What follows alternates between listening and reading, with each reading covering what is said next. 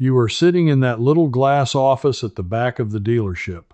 The salesman just slid a sheet of paper across the desk toward you. He is smiling, a pen already in his hand, and he asks you one friendly little question.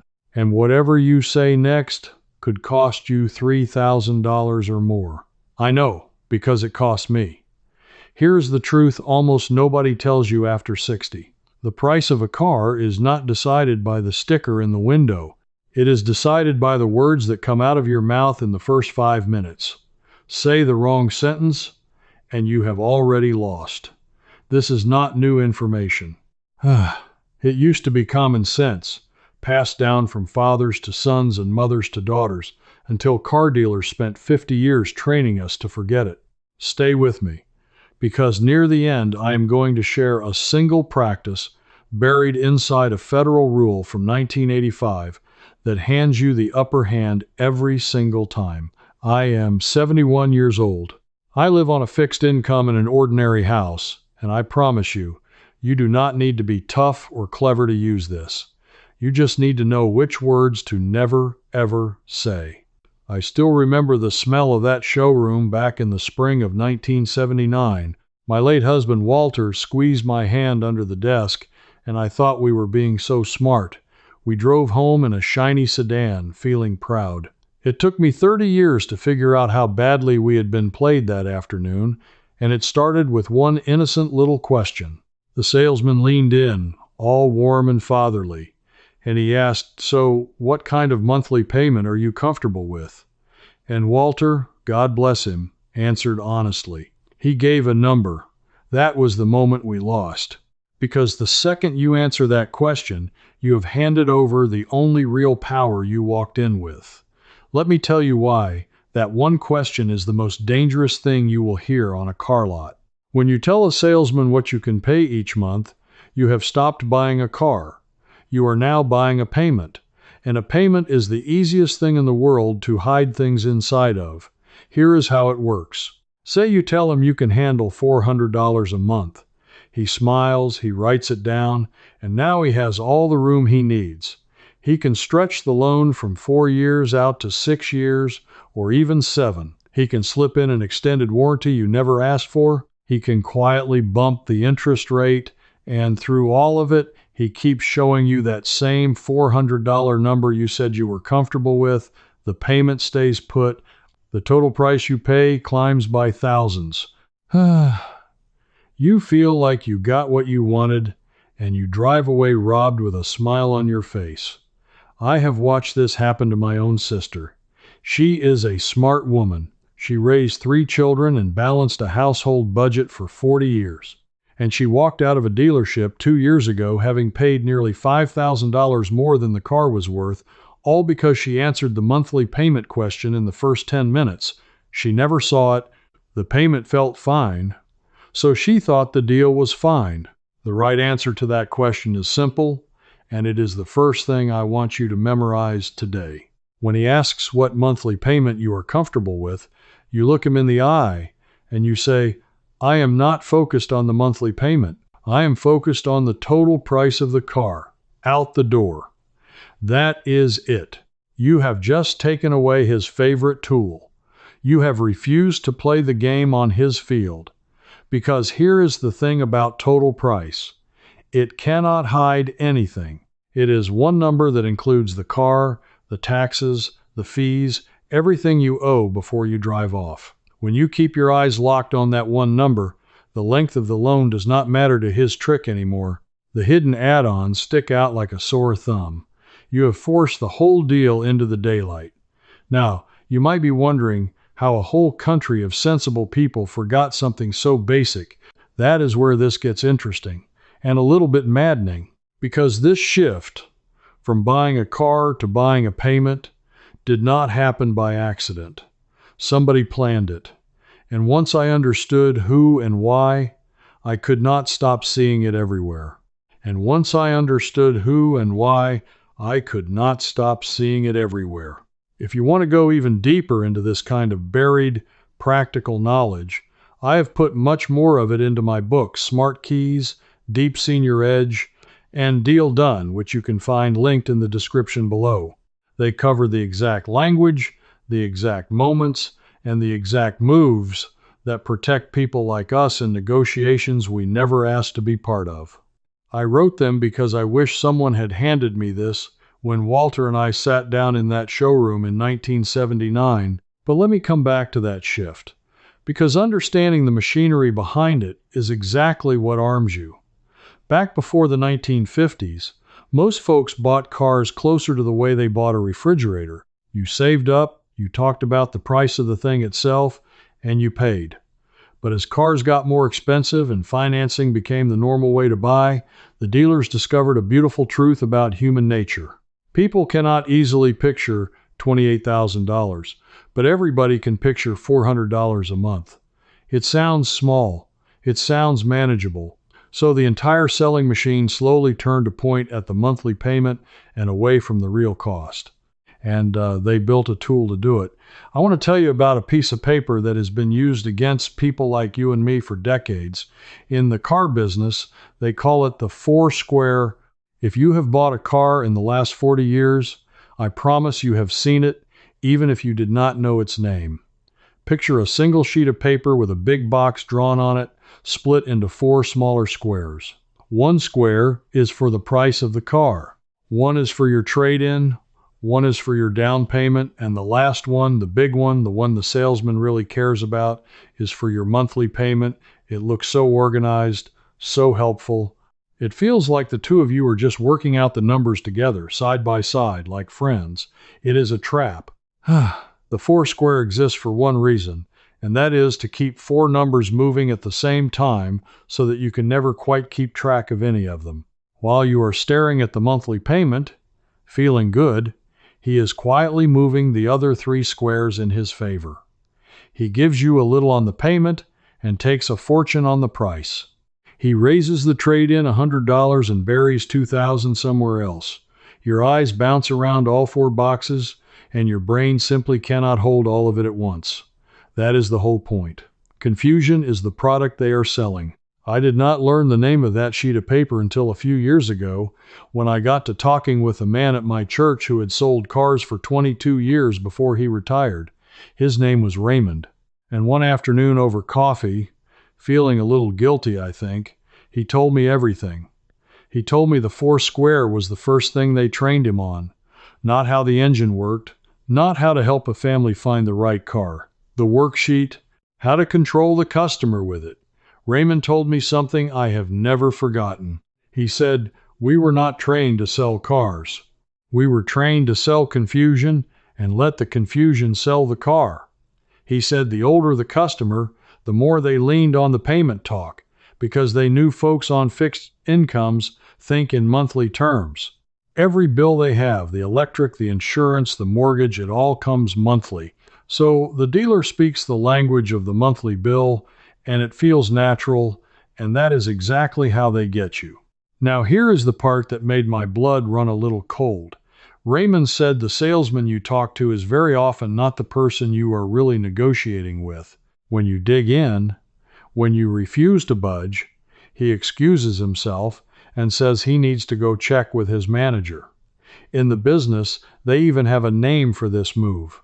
They call it the turnover, or the TO. A fresh face comes in, warmer or tougher depending on what you need, and the pressure starts all over again from a new angle. You think you are wearing them down. You are actually being handed off like a baton in a relay race, and the whole team is fresh while you are getting tired and hungry and just want to go home. Therefore, if I only teach you one thing about walking onto that lot, let it be this. You are not sitting across from a friendly fellow who happens to sell cars. You are sitting across from a system, a trained, tested, refined system that has been perfected on millions of people over more than half a century. And the most important defense you have against that system is your own mouth. It is the words you choose not to say. So let me give you the next one. Because there are two pieces of information that salesmen absolutely love to get out of you early, and both of them feel completely harmless to share.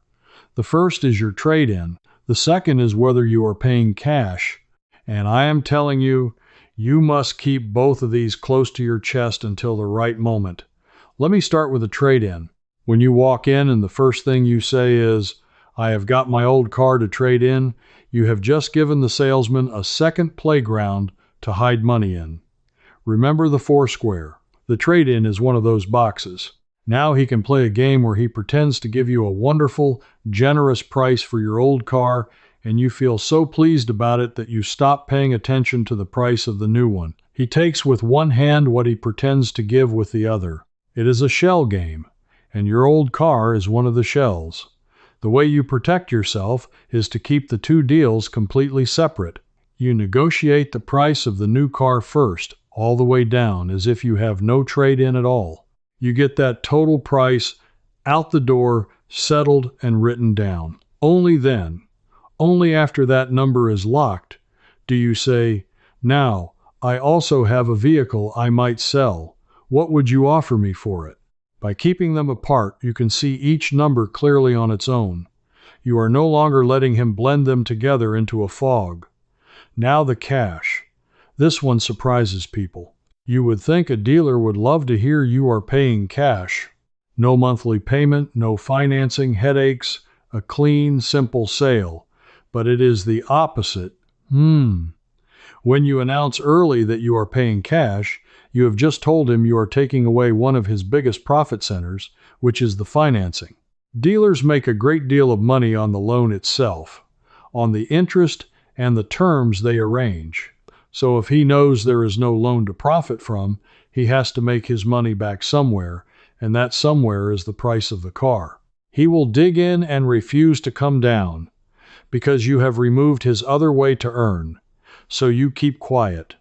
You let him believe you might finance through him. You negotiate the total price of the car as low as it will go, while he still thinks he will make his money on the loan. And then, only after the price is settled in writing, you can mention that you have decided to pay cash after all. By then the price is locked and the game is already over. Now I know exactly what some of you are thinking right now, because I thought it too. You are thinking, "This is all fine for someone bold and quick on their feet, but I am not like that. I get flustered. I do not like conflict. I cannot sit in a room and go back and forth with a professional salesman half my age." I hear you. And this next part is for you especially, because I felt the very same way after Walter passed and I had to face buying a car all by myself for the first time in my life. I was terrified. I did not have Walter's hand to squeeze anymore. And I discovered something that changed everything, a way to do almost all of it without ever setting foot in the dealership until the very end. Here is what I did, and here is what you can do. All on your own, this week, with nothing but your telephone or a little help writing an email. You pick out the exact car you want first, at home, in your own kitchen, with a cup of tea. The year, the make, the model, the trim, you get it clear in your head. Then you contact the internet sales department of several dealerships, 3 or 4 of them, and you do it in writing, not in person. In writing, you send each one the same short message. You say, "I am ready to buy this exact car within the next week. Please send me your best out-the-door price, including all taxes and fees, in writing." That is the whole thing. And do you see what you have just done? You never sat in the glass office. You never saw the Foursquare. There was no turnover, no manager coming in fresh, no pressure, no smiling and squeezing. You turned the whole thing around. Now the dealers are competing against each other, in writing, on paper, on the one number that matters, the total price out the door. And they cannot see your face, they cannot read your nerves, they cannot tell you are anxious. All they can see is that you are a serious buyer who knows exactly what to ask for. When the prices come back, and they will, you simply take the lowest one, and if you want, you send it to the others and ask if they can beat it. You are sitting at your own kitchen table, in your slippers, letting them fight over you. The very thing that terrified me, the confrontation, I simply removed it from the equation. I did not get braver. I got smarter. I changed the room we were fighting in, and the new room was my own home. I did this 3 years ago when I bought my little hatchback. 4 dealerships answered me. The difference between the highest price and the lowest price for the exact same car, right down to the color, was $2,600.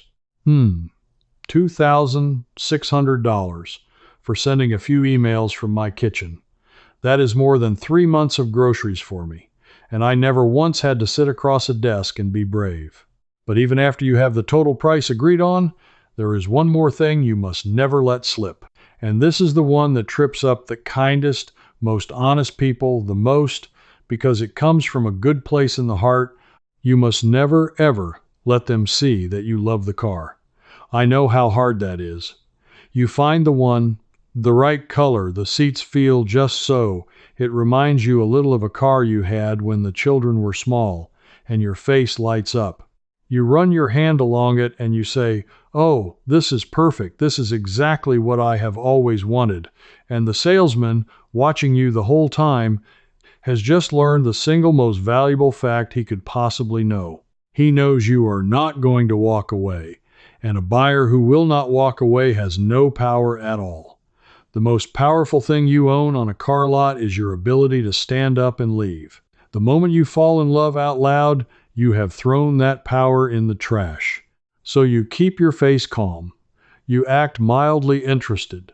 You say things like, "It seems fine, but I am comparing a few options." Even if your heart is singing, especially if your heart is singing, you save the celebrating for the driveway at home where it belongs. And this ties right into urgency, which is the last of the never say phrases before I give you the real secret. You must never tell them you are in a hurry. Never say your old car just died. Never say you need something by the weekend because your daughter is visiting. Never say you cannot go another day without a car. The instant they know you are desperate, the price stops moving. Desperation is the most expensive feeling you can carry onto a car lot. Even if it is completely true that you need a car today, you keep that to yourself, and you always speak as if you have all the time in the world and could happily walk out and come back next month. Now, I promised you something at the beginning. I promised you a single practice buried inside a federal rule that puts the upper hand in your pocket every single time. And I am going to keep that promise right now, because this is the part almost nobody knows, and it is the part that changed everything for me. Let me take you back to 1985. In that year, the Federal Trade Commission put into full effect something called the used car rule. And as part of that rule, they required something you have almost certainly seen and walked right past 1,000 times. It is called the buyer's guide. It is that window sticker, that piece of paper taped inside the window of every used car on a dealer's lot in this country. By law, it has to be there. By law, it has to tell you whether the car is being sold with any warranty or completely as is, meaning you own every problem the moment you drive off. Here is the secret that hides in plain sight on that sticker, the thing the dealers hope you never slow down enough to notice. That buyer's guide, by federal law, overrides anything the salesman tells you out loud. If the sticker says the car comes with a warranty, and the salesman later tries to tell you it is being sold as is, the sticker wins. The written document beats the spoken word every time, and it is the law of the land going back to 1985. Most people my age have no idea that little sticker is a legal shield handed to them by the federal government. But here is the deeper piece of buried knowledge, the one Raymond finally told me over that second cup of coffee, and the one that ties this whole thing together. He told me about something inside the car business called dealer holdback, and once you understand it, you will never look at the words invoice price the same way again. Dealer holdback is a practice that goes back to the 1960s when the manufacturers set it up. Here is how it works.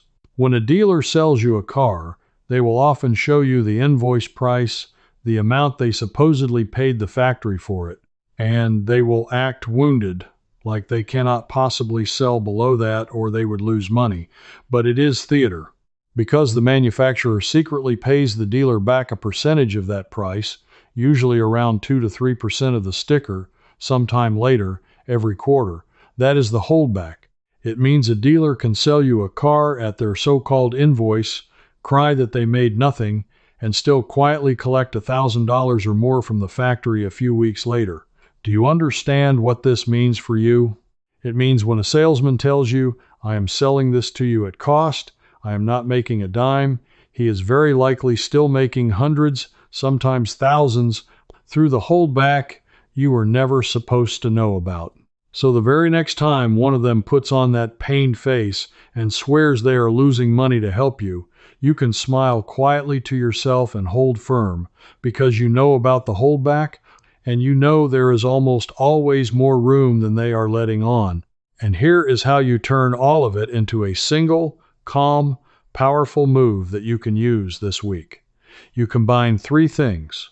First, you shop by writing from home, getting several out-the-door prices in competition the way I did at my kitchen table.